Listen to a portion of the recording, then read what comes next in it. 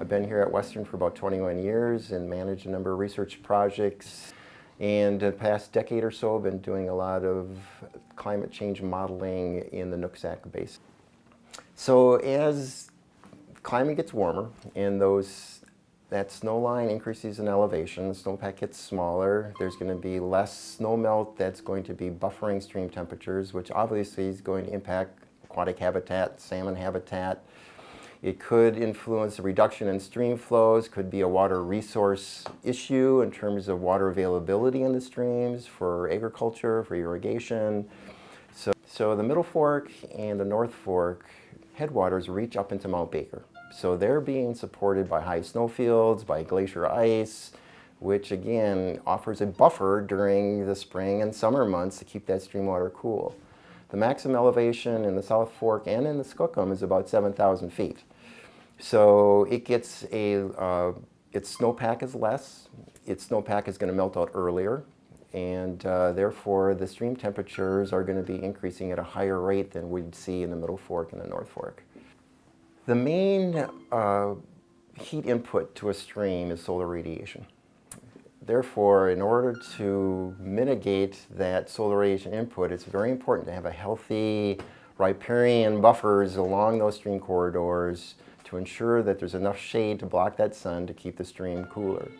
Given that solar radiation is the major heat input, the longer that stream is exposed to that solar radiation, the warmer it's going to get. So if you take a parcel of water that discharges off the main stem up in the South Fork, it travels about 25 miles before it reaches the Skookum Creek mouth.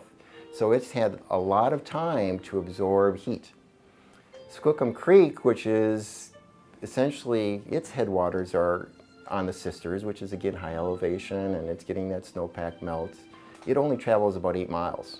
So the time of exposure to that solar radiation is much less. So it's about 2 to 5 degrees cooler by the time it hits the main stem. But because it is cooler, it offers a stream buffer to the main stem of the South Fork. Another mechanism, though, that keeps the streams cooler is groundwater exchange. When rainfall hits the ground surface, some of it runs off into surface streams, some of it percolates into the soils and starts filling up pore spaces in the subsurface. And there's a natural connection between that groundwater in the subsurface communicating with the stream.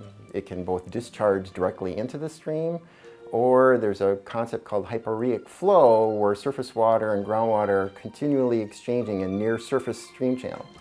And that groundwater is naturally cooler. And the more it mixes with that stream water, the cooler it keeps the stream.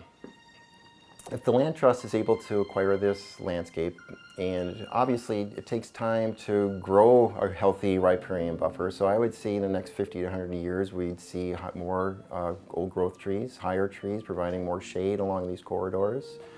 We're going to have potentially healthier stream, healthier wildlife that are associated with those types of old growth forests. We're going to have better managed uplands that would mitigate potential sediment inputs into the stream, which can cause problems not only from a salmon habitat or fish habitat point of view, but from a flooding point of view. As you aggrade streams with increased sediments, that creates more floods downstream, which is a management problem for the county. It's a management problem for farmers. And if you can keep those uplands healthy as well, you're just going to have a healthy hydrologic system that's going to provide a substantial water resource.